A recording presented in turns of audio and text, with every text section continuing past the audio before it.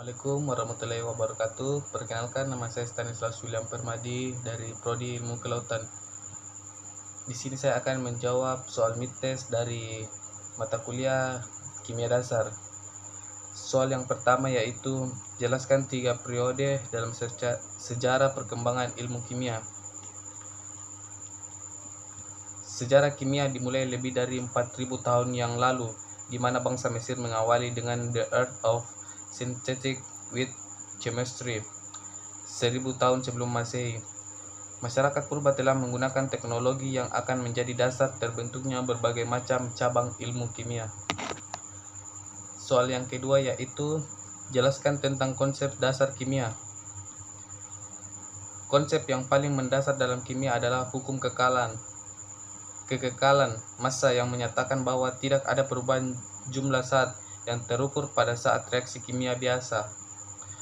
Fisika modern menunjukkan bahwa sebenarnya energilah yang kekal dan bahwa energi dan massa saling berkaitan. Soal yang ketiga yaitu jelaskan tentang perkembangan teori atom Dalton, Thomson, Rutherford, Bohr, mekanika kuantum.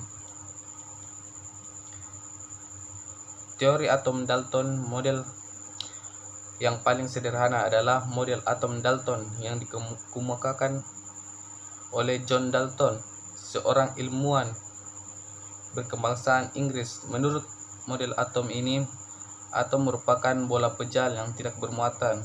Selain itu, menurut teori atom ini, atom merupakan kesatuan terkecil yang tidak bisa dibagi-bagi lagi. Thomson. Pada awal abad ke-20, J.J. Thomson menggambarkan atom seperti bola roti dengan taburan kismis. Bola itu padat dan bermuatan positif. Di permukaannya tersebar elektron yang bermuatan negatif. Thomson membuktikan adanya partikel lain yang bermuatan negatif dalam atom. Rutherford. Teori yang ditemukan oleh Rutherford berasal dari eksperimen penembakan inti atom lempengan emas dengan partikel alfa, sebuah partikel dengan massa 4 kali massa atom hidrogen dan bermuatan positif sebesar 2 kali muatan elektron. Eksperimen ini dinamakan Geiger-Marciden. Bohr. Model atom Bohr dicetuskan oleh Niels Bohr dan Ernest Rutherford pada tahun 1913. Dalam model atom Bohr dinyatakan bahwa atom terdiri dari inti atom yang mengandung proton dan neutron dan dikelilingi oleh elektron yang berputar dalam orbitnya. Tingkat energi tertentu orbit ini dikenal sebagai kulit atom. Yang terakhir yaitu mekanika kuantum. Model atom mekanika kuantum menyatakan bahwa elektron dapat ditemukan berada pada orbital, namun posisinya tidak dapat ditemukan dengan pasti. Perumpamannya adalah balapan mobil. Inti atom dan muatan negatif adalah bagian tengah sirkuit dan juga pit stop yang ada di bagian tengahnya. Soal yang keempat yaitu jelaskan tentang sistem periodik unsur, fungsi tabel, kolom dan baris.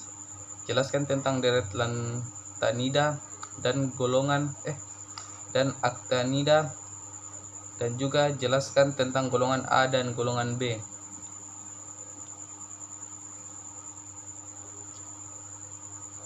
Tabel periodik adalah tampilan unsur-unsur kimia dalam bentuk tabel. Unsur-unsur tersebut disusun berdasarkan nomor atom, konfigurasi elektron, dan keberlungan sifat kimia. Tabel juga terbagi menjadi 4 blok. Blok min S, min P, min D, dan min F. Lantanida dan actinida, atau sering disebut dengan lanthanoid dan actinoid, adalah unsur-unsur transisi blok F.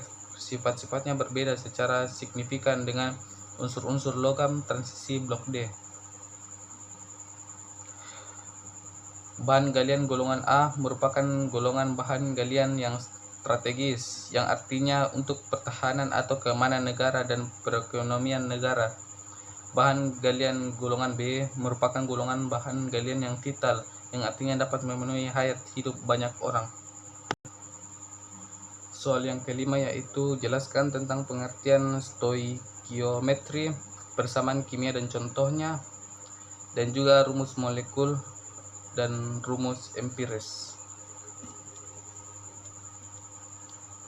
Stoikiometri merupakan ilmu yang menghitung hubungan kuantitatif dan reaktan dan produk dalam reaksi kimia.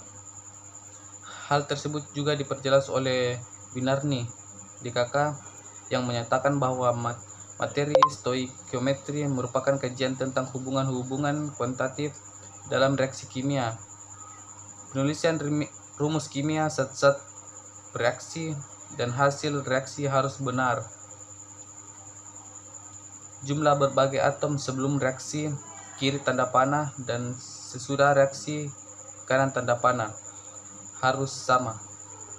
Wujud zat yang terlibat dalam persamaan reaksi kimia dituliskan dengan tanda kurung setelah rumus kimia.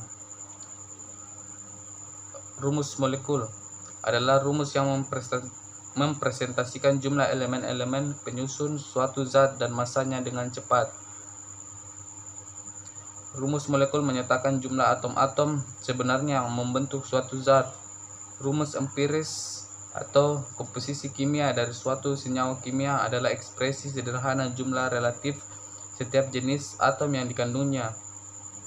Suatu formula empiris tidak memberikan gambaran mengenai isomer, struktur, atau jumlah absolut atom.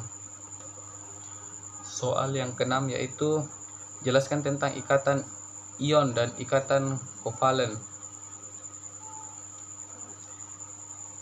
Ya, ikatan ionik terjadi transfer elektron dari satu atom ke atom lainnya. Oleh karena perpindahan elektron, maka atom yang mendapatkan elektron menjadi bermuatan negatif, sedangkan atom yang kehilangan elektron akan bermuatan positif. Ikatan kovalen. Ikatan kovalen adalah sejenis ikatan kimia yang memiliki karakteristik berupa pasangan elektron yang saling terbagi di antara atom-atom yang berkaitan. Singkatnya, stabilitas, tarikan, dan tolakan yang terbentuk di antara atom-atom ketika mempergunakan bersama elektron dikenal sebagai ikatan kovalen. Soal yang terakhir yaitu jelaskan tentang ikatan hidrogen dan gaya van der Waals. Ikatan gaya hidrogen adalah sejenis gaya tarik-menarik antar molekul atau antar dipol yang terjadi antara dua muatan listrik parsial dengan polaritas yang berlawanan. Walaupun lebih kuat dari kebanyakan gaya antar molekul, ikatan hidrogen jauh lebih lemah dari ikatan kovalen dan ikatan ion. Gaya van der Waals dalam ilmu kimia merujuk pada jenis gaya antar molekul. Istilah ini pada awalnya merujuk pada gaya antar molekul dan hingga saat ini masih digunakan oleh pengertian tersebut. Tetapi saat ini lebih umum merujuk pada gaya-gaya yang timbul dari polarisasi molekul menjadi dipol. Ya, baik, itulah tadi hasil midtest saya dari mata kuliah kimia dasar. Sekian dari saya. Assalamualaikum warahmatullahi wabarakatuh. Terima kasih.